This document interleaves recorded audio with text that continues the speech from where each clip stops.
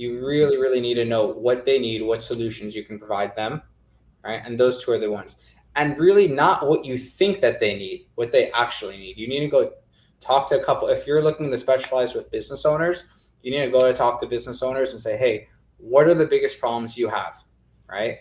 And let's say you're in editing, you're a digital editor, and they're like, okay, the biggest problems. I'm making this all up. I have no idea what they would say, but I could say maybe it's my business is the biggest problem I have is I don't know when the footage is going to come. Sometimes they usually tell me it'll be ready in 2 days. It's ready in a week, right? And they give me something else. I don't even know why I need it. They don't give me a guide of where to post it. I just get a video from him and it's great. And then and then whatever, right? Or why do I need a video, right? Mm-hmm. So you would find their problems, and then specifically, they all have the same 5 problems, but after talking to 5 of them or 10 of them, you know exactly what almost every single person in that niche is going to have an issue with. You find a way for your product or your solution to solve that, right? Once you do that, boom, then you follow up with the referrals. Nice. Right. And this is oh, by the way, the one thing I missed there is come up with an offer that if you don't solve their problem, it doesn't cost them anything. So if their problem was, hey, I don't get my video edited within the amount of time, it's like, hey, look, we'll have this to you in 3 days, or it's free. Yeah, that's one of the ways of influencing people is to offer something for free in sales. Yep.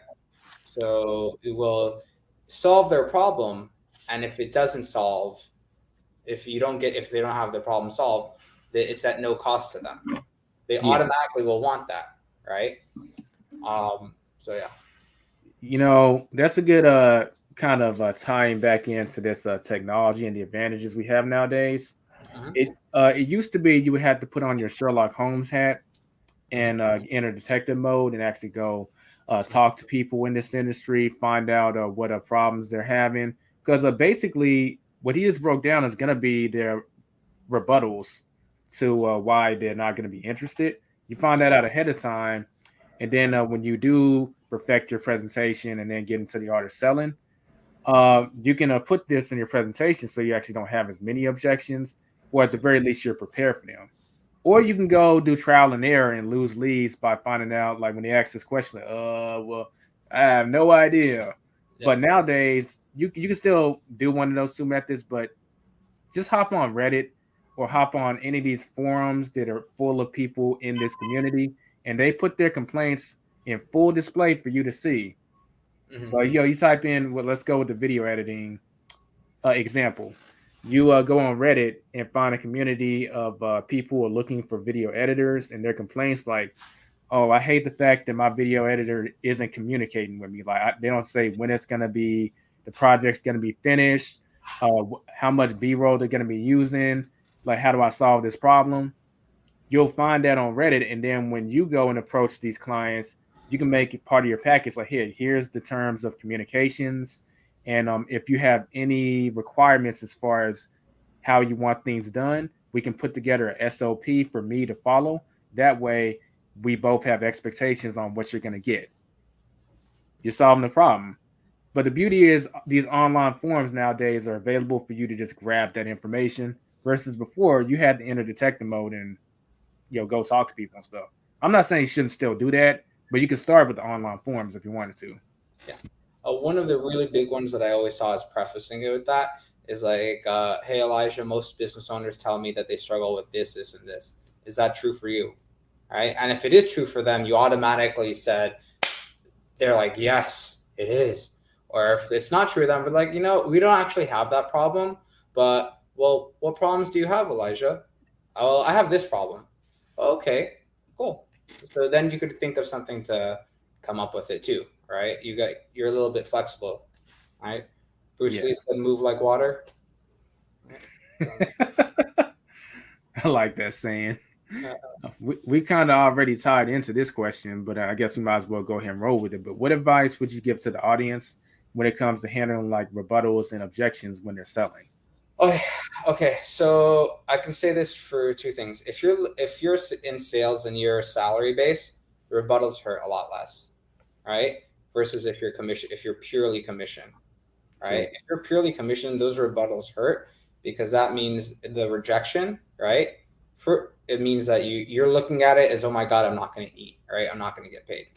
So, couple things. First, always take yourself out of it, right? Put your feel. It's hard, but as best as you can, put yourself out. If you look at it as, hey, I'm here to serve the client, right? So depending on what the rebuttal is, you just need to find a solution. They're just saying, hey, this is what I have a problem with, right? So you just need to give them a solution to that problem. So what if their rebuttal is, hey, I don't think it's going to work, right? Whatever you're saying, I don't think this is going to be, I guess let's continue with the video editing. I just don't think that me having this video and marketing it is going to work. Um, well, I would say, well, why do you think? My response to that would be, well, why? Tell me why, right? Or how do you mean? That's Brian Tracy. How do you mean? Right? And they would say, well, I've never tried anything like this, and um, I don't know what else. I don't. My friend tried it. Like, okay.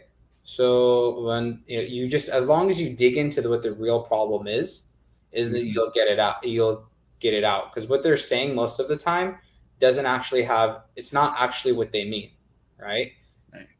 So there's two reasons that people like have rebuttals. The first one is what they tell you, and the second one is what the real thing is, right? So first thing is find what the real issue is, right? And it could be like, hey, I just don't think that this is going to work, right? Or it could be as, hey, I just don't think I have the money. If they're saying, hey, I don't have the money, it just means you need to bring the value of your product up, right? That could be in any different way, right? Or you need to relate them to, hey, you're not spending money, you're investing money, right? And this is what you get. For insurance, it's a little bit easier because we have illustrations that show, hey, you put this much in, you're going to have this much coming out. We have third party things backing us up. But for a lot of other people, like if you're a plumber, your sales pitch is slightly different. You always just have to bring the value of, hey, chances are, if you use me, I'm not going to be the one. You're not going to have to come back here. I'm not going to have to come back here again because I'm going to do such a good job. You're paying for my service, right? Mm-hmm. Or something like that. And you always just have to find what the real rebuttal is and address it. Next thing I would say is not taking the rejection personally or the rebuttal personally, which I've seen so many people do. And it's kind of funny. If you ever go out to eat, right? The server comes over. Like last night, I was at a restaurant. The server came over and said, "Hey, do you want a refill on your Coke Zero?" And I said no. Or when they came and asked for the dessert menu, and I'm like, "Nah, I need to lay off," right? Um, I said no. The server take it personally. Mm-hmm. No, Obviously not. I just didn't want dessert. Yeah. Right? If that person's not, if that person's just not hungry for whatever reason, that could then just for whatever you're saying, your product, they don't see your product as something that could solve their issue, then let them be. They're not your prospect, they're a suspect, right? You want to sell to people who want to be sold. You want people who are your prospects. So those couple of things are the things that I do that I would say to help. First, don't take it personally, right? Which is really the last thing I ended on. Don't take it personally. Make sure they're a prospect, not a suspect, right? And find out what the real rebuttal is, because what the chances are, what they're telling you, it's not the rebuttal. Once you find out the real rebuttal, you'll be able to address the situation, right? And you should know what the real rebuttals are, because in your business, if you're a professional, right, and you studied and you did exactly what we talked about, where you did some research and you find out what the problems are, you can say it. You can always preface it too. Elijah, the two reasons why people tell me that they don't want to proceed with my services are A and B, right? They don't think that what I'm going to provide is enough value for the money that they're spending, or that they just don't understand it. Which one is it with you? Mm-hmm. Okay, so well, it's a lot of money. Okay, so you don't see the value, right? So let's go over the value again, all right? Or let's touch up where the issue is there, right? Right. And a lot of times, if it is a deficiency in how they're seeing the value, you can address that by going back to either the time it's going to save them or the effort it's going to save them. So rolling with the video editing example, let's say they say it's too expensive, which means that the value hasn't been orchestrated in the right way in their mind. Let's say if they're a YouTuber, you could ask them about how long does it take for you to make a video and how much money does that video tend to produce. How many videos could you spit out if all you had to do was focus on the performance of the video, your on-screen presence, all that stuff, and just outsource the editing? How many more videos could you spit out per week or even per month even? Get them thinking about that, and it starts to make more sense. Or if that person is more of a business person, maybe not a YouTuber, you could ask them how much do they charge for a consultation or coaching, and let's just say they charge like $250 per hour or something.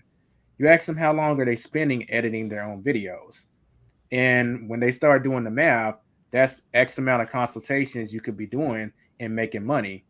So does the value, you're actually losing money by doing the editing yourself, because that's money you could be doing coaching calls or consultation sessions and making more money. 100%. Sup everyone, y'all just watched a clip from one of the episodes of the Side Hustler Society podcast.